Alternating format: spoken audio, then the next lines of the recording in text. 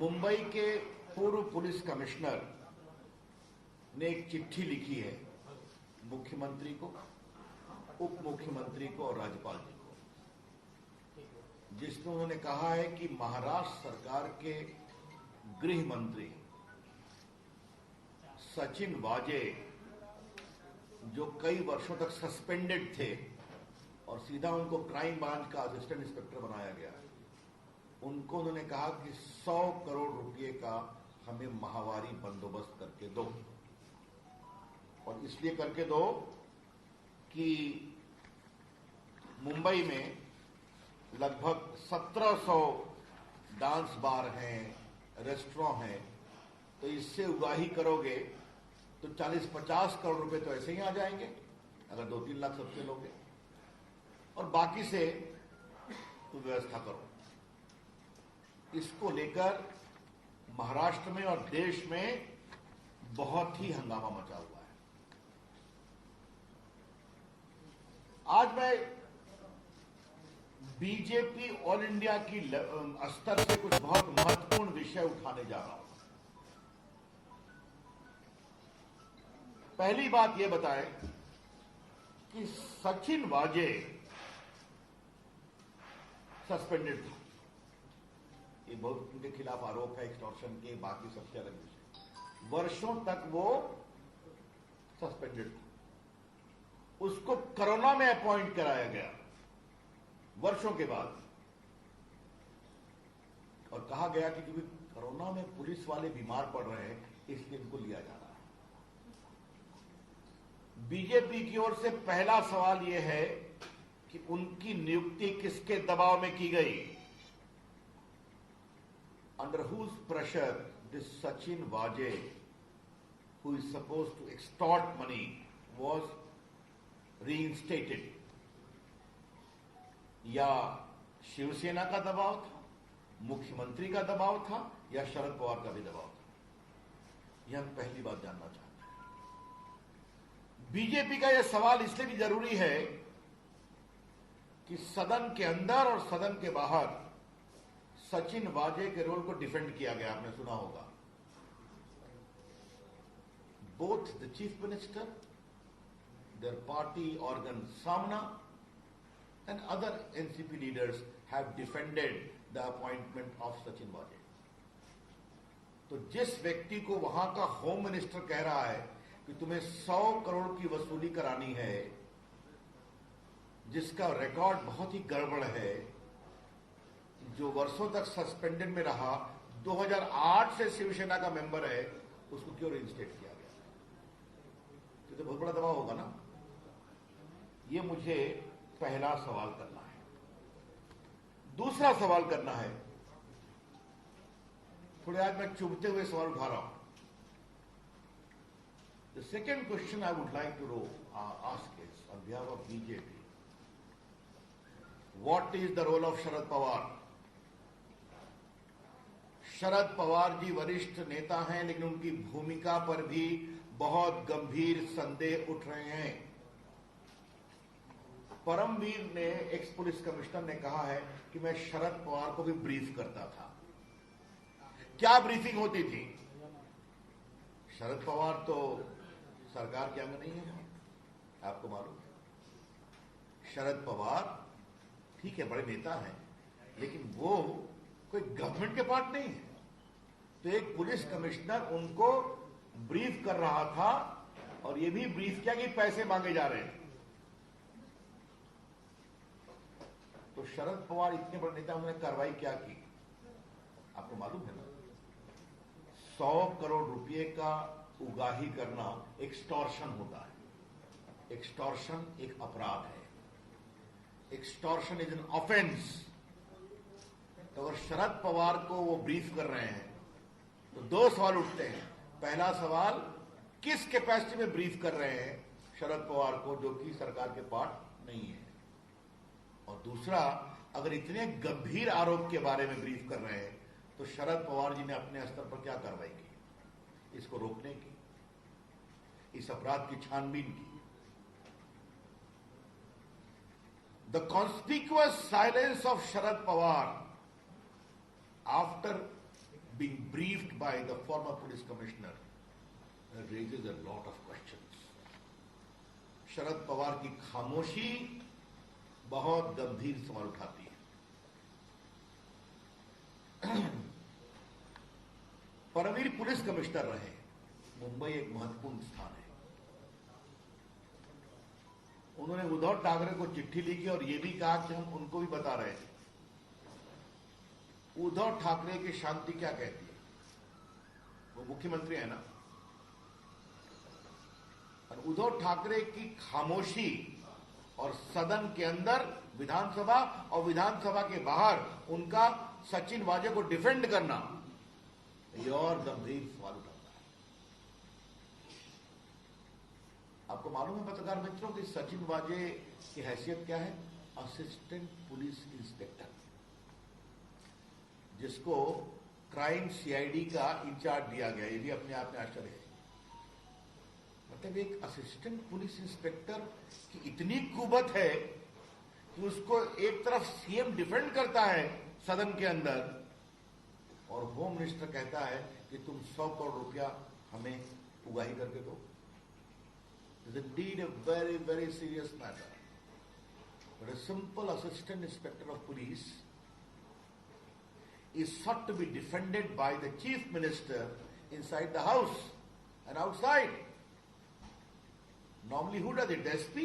The DSP? The chief minister is defending an assistant police inspector, and the home minister is asking him, please extort 100 crore for me every month. ये विषय बहुत ही गंभीर है और जिनकी मैंने चर्चा की है इसकी बहुत ही ईमानदार गंभीर जांच जरूरी है। The BJP would like to demand for an honest, transparent, fair investigation by an outside agency is important. क्योंकि उसमें कई की भूमिका की चर्चा होगी। शरद पवार की भूमिका आएगी, पुलिस कमिश्नर की भूमिका आ सकती है, होम मिनिस्टर की भूमिका आ सकती है, मुख्यमंत्री से कई सवालों का समाधान जरूरी होगा। ये कौन जांच करेगा? तो ये बात मुझे कहनी है। चौथा सवाल मुझे उठाना है और ये बहुत इंपॉर्टेंट सवाल है। सचिन वाजे को 100 करोड़ रुपया की उगाही करने की जवाबदारी देते हैं गृह मंत्री। उससे और कितने गंदे काम कराए गए हैं? The BJP would like to know that what more dirty work have been sought to be done through the ugly face of Sachin Waje। ये भी हम जानना चाहेंगे।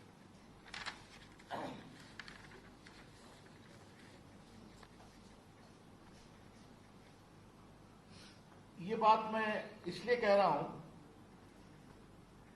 कि मेरे भी देश की राजनीति में थोड़ा समय हो गया।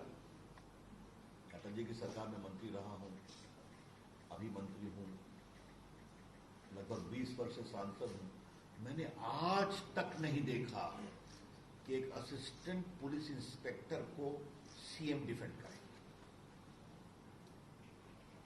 आज तक नहीं देखा, हिंदुस्तान में कहीं नहीं देखा मैंने। तो फिर एक सवाल उठाऊंगा, what was the compulsion to defend Sachin Waze? Sachin वाजे को बचाने की क्या मजबूरी थी? सचिन वाजे के पेट में क्या क्या सीक्रेट है?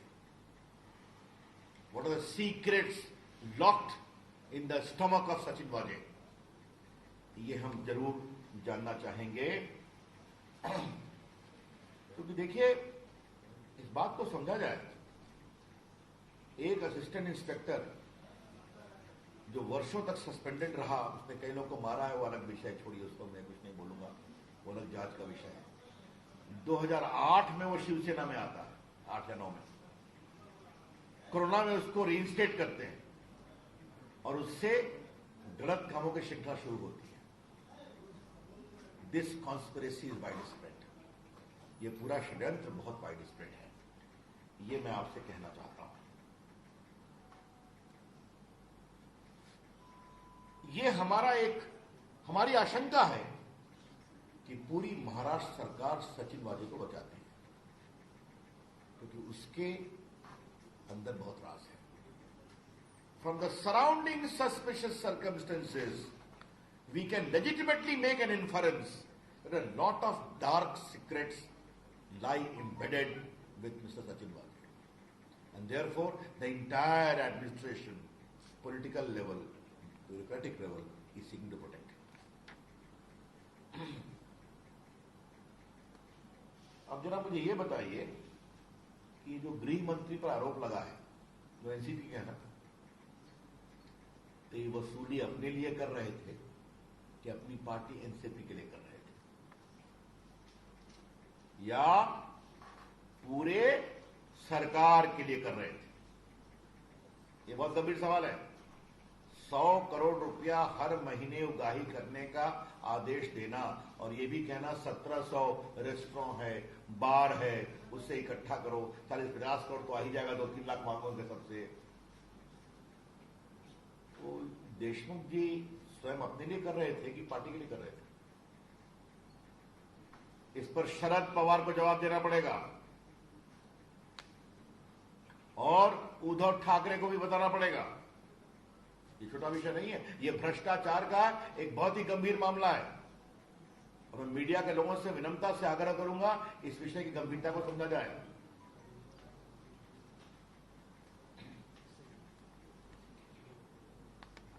इससे एक और बड़ा गंभीर सवाल उठता है. 100 करोड़ टारगेट था मुंबई से, तो कृपया करके उद्धव ठाकरे, शरद पवार जी बताएं कि पूरे महाराष्ट्र का टारगेट क्या था. You know, Maharashtra is an affluent state of the country. जहां नागपुर है, जहां मुंबई है, जहां पुणे है, जहां जलगांव है, मुझे बताने की जरूरत नहीं वहां कितना अधिक ट्रेड, इंडस्ट्री, कॉमर्स होता है. तो अगर 100 करोड़ का टारगेट खाली मुंबई का है तो पूरे महाराष्ट्र का टारगेट क्या था, यह भी देश को बताना जरूरी है.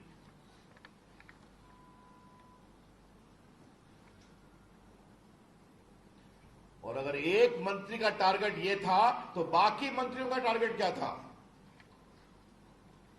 If this is the target by the Home Minister, then what was the target by the other ministers?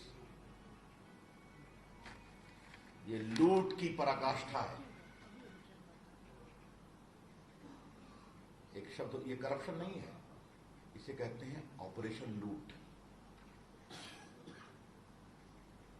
सरकारी तंत्र का दुरुपयोग करो और जनता के पैसे लूटो, ये उसका टेक्स्ट बुक केस है.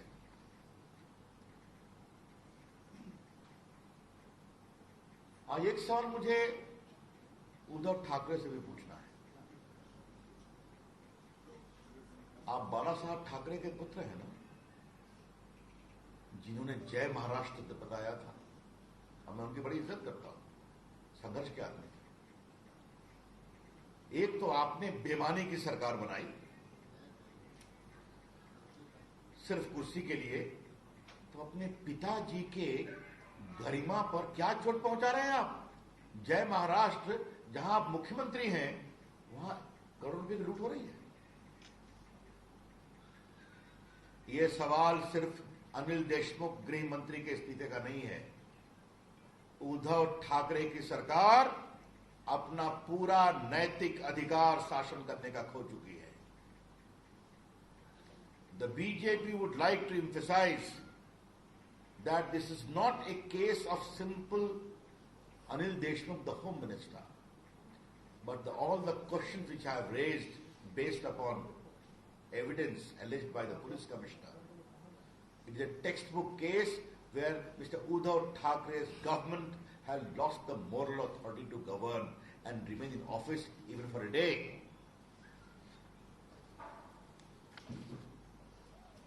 भारतीय जनता पार्टी इस विषय को बहुत गंभीरता से उठाएगी और महाराष्ट्र में सड़कों पे आएगी. ये छोटा विषय नहीं है. क्या कहते हैं, आघाड़ी कहते हैं ना, आघाड़ी, महाआघाड़ी कहते हैं ना, महाआघाड़ी, धन्यवाद. तो इसे कहते हैं लूट की महाआघाड़ी. ये शासन की महागाड़ी नहीं है, लूट की महागाड़ी है। इट इज नॉट ए महागाड़ी for governance, for welfare, for development. It is a महागाड़ी फॉर लूट इन महाराष्ट्र। ये कमाल का मॉडल है साहब। भ्रष्टाचार की लड़ाई लड़ने में पटना के पत्रकारों को मालूम है मेरी कुछ भूमिका रही है बिहार में। वहां भी कई मॉडल था, चारा घोटाले में, अलकतरा घोटाले में। ये तो कमाल का मॉडल है साहब। ऐसा मॉडल बहुत कम देखने को मिला है, इसलिए इसे हम बहुत ही गंभीरता से लेते हैं। और मीडिया के लोगों से मेरी विनम्र प्रार्थना है, कृपया करके इस विषय को गंभीरता से लें। देश की मीडिया ने भ्रष्टाचार को एक्सपोज करने में बड़ी भूमिका निभाई है, और आज आपके लिए अवसर है कि जब इतने बड़े लूट का एक कुत्सित उदाहरण सामने में आया है, अगली example, please examine it properly and continue to report for the country. Thank you, that's all from me. Any questions? Ravishankar ji, केंद्र में आपकी सरकार है, वहां जांच करवाएंगे क्या? अब ये विषय शासकीय स्तर पर लिया जाएगा। एनआईए तो जांच कर रही है। वो जो घटना हुई है टीला के सामने में, और एक जो गाड़ी को अंदर मारा गया, देखते हैं सब। उन्होंने मिस्टर वाजे को भी गिरफ्तार किया। ये तो नई कहानी है ना, देखते हैं। सीबीआई को भी देखिए, पॉलिटिकल पार्टी के जो कार्यकर्ता है वो सरकार में आ सकते हैं क्या? वो दोबारा रीइंस्टेट हो सकते हैं? पॉलिटिकल वो 2008 या 9 में जैसा आपने बताया कि शिवसेना की सदस्य हो चुकी, उसके बाद पुनः सरकार में ये सवाल आप मुझसे मत पूछिए। ऐसा है, सिंपल सी बात है। अब लीगली वो नहीं आ सकते, वो दिखा देंगे कोई इस्तीफा दे दिया उन्होंने नेशनल द्वारा से, उधर रिकॉर्ड भी बना सकते हैं। लेकिन ये तो अपने आप में बड़ा अजूबा है ना कि कोरोना काल में क्योंकि पुलिस वालों की कमी है, इसलिए उनको बना दिया, और बना करके असिस्टेंट इंस्पेक्टर को सीधा पूरा क्राइम का इंचार्ज बना दिया मुंबई में। और बाकी उनकी कहानी तो मैं बता ही चुका हूँ। परमवीर सिंह और सचिन वाजे, ugliest face would be determined in inquiry, fair inquiry. Not only these two, who were their patrons. Paramvir Singh was ugliest, but right now Who? Paramvir Singh police commissioner, Sushant Singh Rajput के केस में उनकी बहुत फजीहत हुई। देखिए ऐसा है, उनकी फजीहत तो सब जानते हैं, लेकिन अभी तो वो पुलिस कमिश्नर ने इतना बड़ा आरोप लगाया है कि वाजे ने हमको आके बताया कि मंत्री जी ये मांग रहे हैं, तो ये सारे की जांच तो होनी चाहिए ना। Sir, Uddhav Thackeray being silent on this whole issue and Sharad Pawar being briefed by Anil Deshmukh and Ajit Pawar and all those, does it show that Sharad Pawar was in fact running the government and this whole extortion racket which was running, Sharad Pawar had every information? I can only tell you Sharad Pawar ji has a lot to answer. Who runs the government of Mr. Thackeray is none of my concern. But the pure question of constitutional propriety is, how was a police commissioner briefing such a serious issue to Mr. Pawar? And what action did he take? Did he report the matter to the police? It is serious. These are questions. But Paramveer had already sent a message to the Chief Minister. He had informed Chief Minister about everything. But despite that, everyone being silent on this thing, does it mean that everyone was hand in glove with this and this extortion was... Their silence raises a lot of questions.